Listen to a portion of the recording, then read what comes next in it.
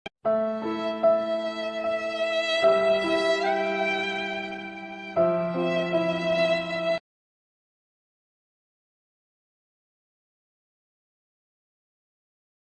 बीच मंचासीन है पूज्य स्वामी गुरुनंदन बाबा कुप्पा घाट भागलपुर से। मैं निवेदन करूंगा पूज्य बाबा से कि आप हमें ईश्वर के स्वरूप के संबंध में अपनी वाणी के द्वारा अमृत पिलाने की कृपा करेंगे। श्री सद्गुरु महाराज की जय।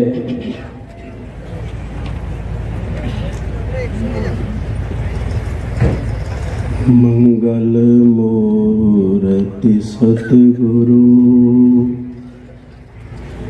मिलवे सर्वाधार।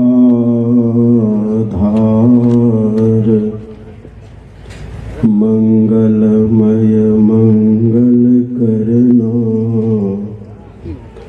विनवा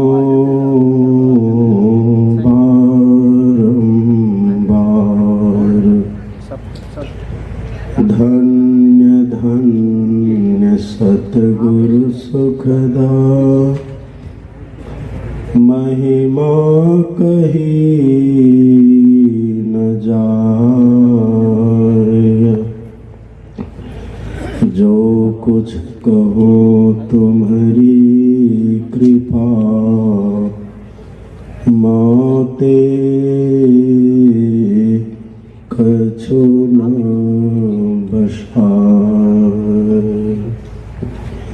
बोलिए प्रेम से श्री सद्गुरु महाराज की जय।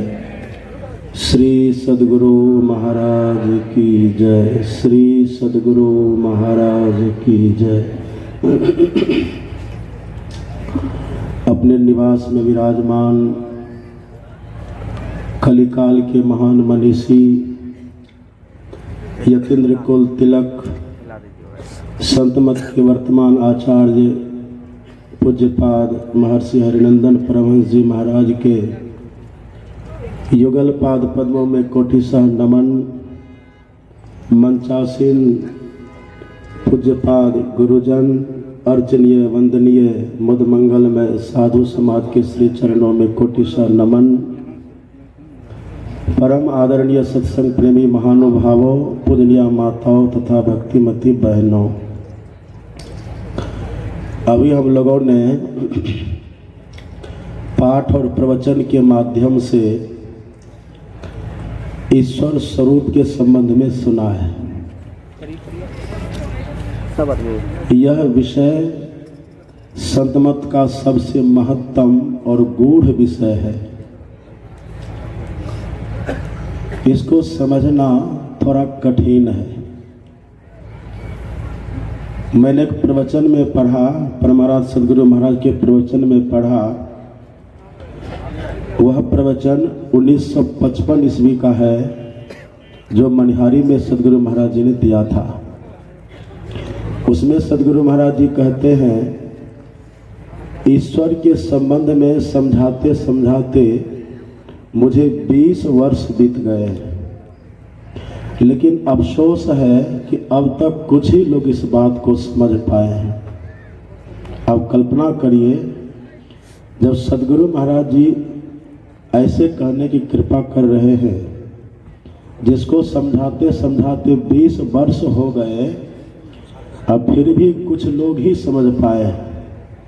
कैसा विषय है ये। संत कबीर साहब इसी बात को कहते हैं, जो समझे सो खरी कहत है, ना समझे सो खोटी। कहे कबीर दो पख त्यागे ताकि मति है मोटी। जो समझे सो खरी कहत है, ईश्वर स्वरूप को जो ठीक ठीक समझ लेते हैं उसके लिए बड़ा अच्छा लगता है और वो सच को समझ जाते हैं।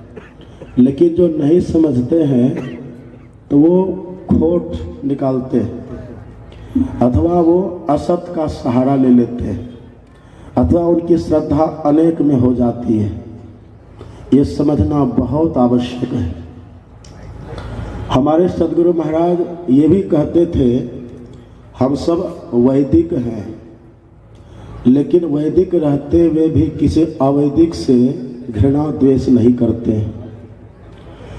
और आप जानते हैं हमारे यहाँ वैदिक धर्म में 33 करोड़ देवी देवता है, 33 कोटि देवताओं की चर्चा आती है और त्रिदेव की भी चर्चा आती है, ब्रह्मा विष्णु महेश की चर्चा आती है। फिर अपने यहाँ राम भगवान की चर्चा है, कृष्ण भगवान की चर्चा है, भगवान शिव, ये सब की चर्चा है। और हम लोग बड़ी श्रद्धा के साथ इनको ईश्वर मानते हैं, इनको परमात्मा मानते हैं, भगवान मानते हैं और बड़ी श्रद्धा के साथ इनकी भक्ति करते, इनकी पूजा करते हैं, इनके प्रति श्रद्धा रखते, समर्पण का भाव रहता है। ये बहुत अच्छी बात है, इनमें हमारी श्रद्धा है, होनी भी चाहिए। लेकिन भगवान को मानना और बात है, अब भगवान की बातों को मानना और बात है। जो भगवान को माने और भगवान की बातों को न माने, ये कैसा मानना है। जो राम कृष्ण को खूब माने, जो राम भगवान को माने, कृष्ण भगवान को माने और शिव भगवान को माने, उनके प्रति श्रद्धा रखे, उनकी बातों को नहीं माने, ये कैसा मानना है। हम लोग भगवान शिव को सबसे बड़े देवता मानते हैं, सब देवन में शिव जी बड़े, लोग गाते भी हैं और उनके प्रति बड़ी श्रद्धा है। आप पढ़िए भगवान शिव की वाणी। भगवान शिव क्या कहते हैं? भगवान शिव कहते हैं, उमा कहूँ मैं अनुभव अपना, असत हरि भजन जगत सब सपना। जब भगवान शिव सबसे बड़े है ही हैं, जब भगवान शिव को हम ईश्वर मानते ही हैं, जब भगवान शिव को हम परमात्मा मानते ही हैं, तो फिर भगवान शिव किस हरि की बात कर रहे हैं, किस हरि भजन की बात करते हैं। उमा कहो मैं अनुभव अपना, सत हरि भजन जगत सब अपना। ये किस हरि भजन की बात भगवान करते हैं। आप और भी देखिए, हम लोग राम भगवान को कितना मानते हैं, कितनी श्रद्धा है, मानना भी चाहिए, मानते भी हैं। पर राम भगवान को पढ़िए, भगवान क्या कहते हैं। राम भगवान ने खुद अपने मुखारबिंद से ईश्वर नाम का उच्चारण किया है, ईश नाम का उच्चारण किया है, ब्रह्म नाम का उच्चारण किया है। रामायण में आप पढ़ करके देखें, राम भगवान कहते हैं, कबहु करी करुणा नर देही अद्वैत ईश बिनु हेतु से। ईश शब्द आया हुआ है, ईश का अर्थ होता है ईश्वर। और भी आगे आप देखिए, भगवान कहते हैं, सो परत्र दुख पावई सिर धुनि धुनि पछताए, अकाल ही कर्म ही ईश्वर ही मिथ्या दोष लगाए। ईश्वर शब्द बोलते हैं। आप और भी पढ़िए, विभीषण जी से भगवान कहते, ईश भजन सारथी सुजाना। ईश का जो भजन है, ईश्वर का जो भजन है, वो सुजान सारथी है। और भी आप पढ़िए, उपनिषद में आप पढ़ेंगे, राम भगवान कहते हैं, अधित्य चतुरो वेदान सर्वशास्त्रान्यन कसः, ब्रह्म तत्व न जानाति दर्वी पाक रसम यथा। हनुमान जी के सामने भगवान खड़े हैं और हनुमान जी के सामने खड़े होकर के भगवान तब कहते हैं, ये वेद वेदांत में चतुर होने से क्या होगा। यदि ब्रह्म तत्व को नहीं जाना तो उस कलछी के समान है, जो कलछी सभी व्यंजन में जाती तो है, पर किसी व्यंजन का स्वाद उसको नहीं लगता है। हम उसके समान हैं। आखिर ये ईश्वर कौन है, ये ब्रह्म कौन है। आप पढ़िए, आप भागवत को जब पढ़ेंगे, भागवत के प्रथम स्कंद के 3 अध्याय के 28वें श्लोक को आप पढ़िए। उसमें वेदव्यास जी लिखते हैं, एतः चांस कला पुंसः कृष्णस्तु भगवान स्वयं। और जितने अवतार हैं उसको तो भगवान का अवतार कहते हैं, लेकिन श्री कृष्ण भगवान के लिए कहते हैं, श्री कृष्णस्तु भगवान स्वयं। कृष्ण साक्षात स्वयं भगवान है, कृष्ण भगवान ही है, ईश्वर ही है। लेकिन आप पढ़िए कृष्ण भगवान की वाणी, गीता में पढ़िए।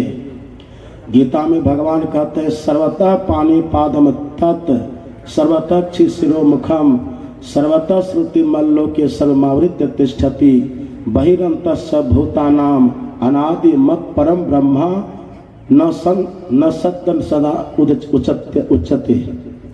भगवान श्री कृष्ण कहते हैं, तत् मतलब उस ईश्वर, भगवान का तो उस ईश्वर का हाथ सभी जगह है, उसका पैर जगह सभी जगह है, उसका मुंह सभी जगह है, उसकी आंख सभी जगह है, उसका कान सभी जगह है।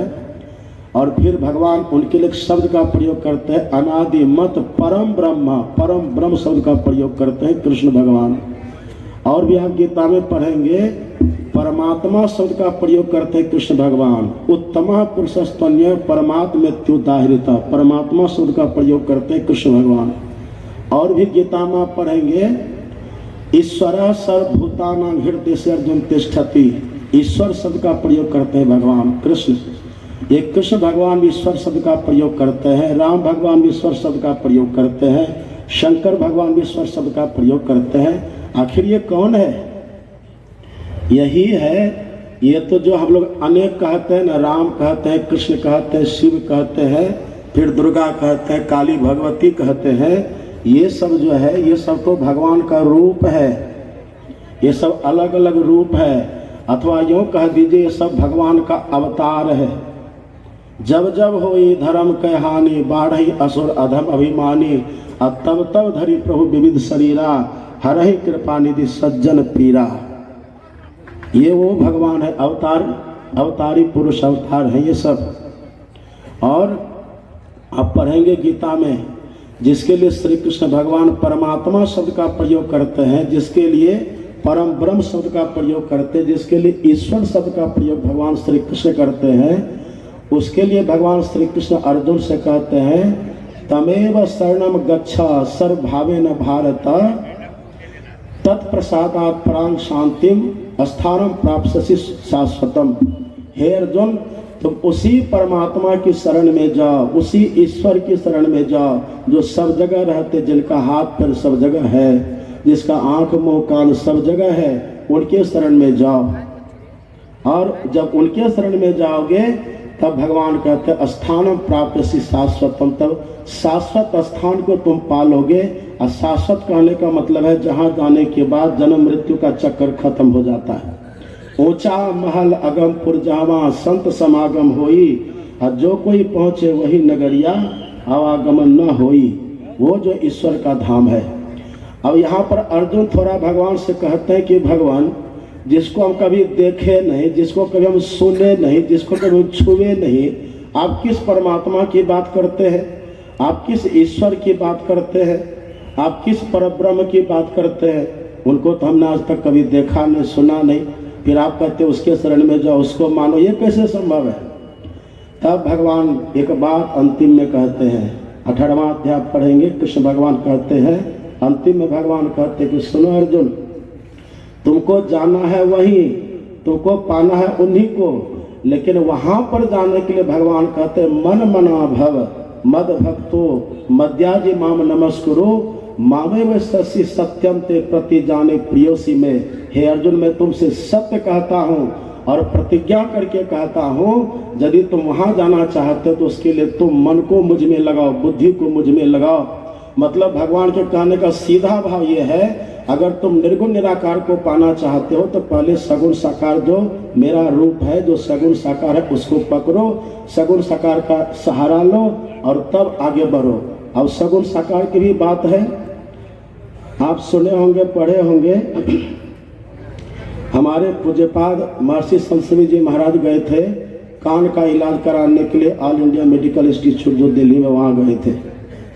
वहाँ जो डॉक्टर इनका इलाज कर रहा था कान का, तो उनसे इनकी बातचीत जब हुई तो बातचीत के क्रम में डॉक्टर से पूज्यपाद ने पूछा, आप तो बड़े धर्मात्मा लगते हैं, कुछ पूजा पाठ करते हैं? बोले हाँ करते हैं। किनकी पूजा करते? तो उन्होंने बहुतों का नाम बताया, कई देवी देवता का नाम बताए, हनुमान जी का नाम बताए, शंकर भगवान का नाम बताए, कई देवता का नाम बताए। अब फिर पूज्यपाद से कहते हैं कि महाराज जी, मैं जो करता हूँ ठीक करता हूँ ना? तब पूज्यपाद ने कहने की कृपा की थी, आप पूजा करते हो तो ठीक करते हैं, लेकिन अनेक की जो पूजा करते ये आप गलत करते हैं, पूजा एक की करनी चाहिए। तब उन्होंने फिर पूज्यपाद से पूछा था, आप किनकी पूजा करते थे? तब पूज्यपाद ने कहने की कृपा की थी, मैं निर्गुण निराकार में एक ईश्वर की पूजा करता हूँ और सगुण साकार में अपने सदगुरु महाराज की पूजा करता हूँ। सदगुरु महाराज की पूजा से प्रारंभ करता हूँ, उनके नाम का जप करता हूँ, उनके रूप का ध्यान करता हूँ। और जो अपने भीतर, अब सुन रहे थे, जो अपने भीतर गुरु महाराज का दर्शन कर ले, प्रथम ही धारो गुरु को ध्यान, जो स्थूल रूप का मानस ध्यान में दर्शन कर ले, उन्हीं को अपने भीतर में बिंदु का ज्ञान, बिंदु का दर्शन होता है। और जिनको बिंदु मिले, बिंदु पीठ विनिट विद्या नाद लिंगम उपस्थितम, नाद प्रकट होता है और उसी नाद में एक सार शब्द होता है। उसी सार शब्द के सारे सार शब्द ही नाह मिलावे और नहीं पे नाह कहते ईश्वर को, वही सार शब्द ईश्वर से मिला देता है। तो सगुण से शुरू निर्गुण निराकार तक जाना, यही संत मत का मूल ज्ञान है, ये साधना की पद्धति है। हमारे सदगुरु महाराज कहते थे इसी का प्रचार प्रसार संत मत करता है। तो एक को पकड़ना है, सगुण साकार में और निर्गुण निराकार तक पहुंचना है, यही संत मत का ज्ञान है। श्री सदगुरु महाराज की जय। श्री सदगुरु महाराज